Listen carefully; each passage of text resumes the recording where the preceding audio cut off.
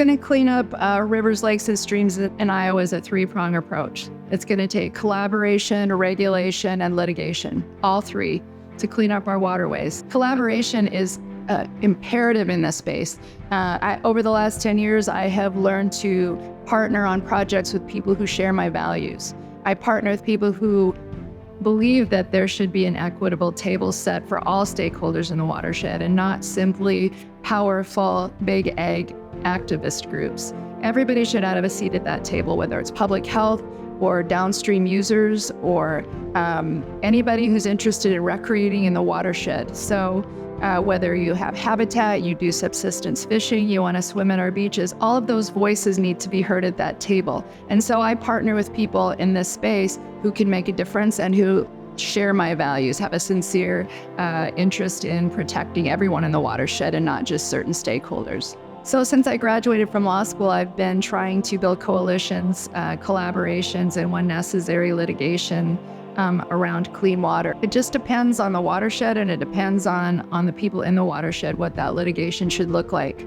Do I think that the EPA should be held accountable for protecting our natural resources here? Yes. Maybe it's petitioning government agencies.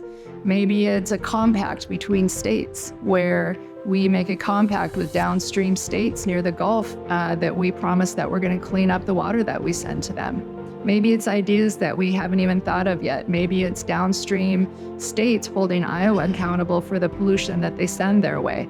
I think that litigation in one form or another has to be part of the solution because it has not worked on a voluntary scale to date.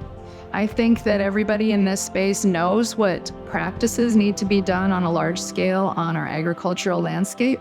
I just think that actually getting behavior change and attitude change is a whole other story.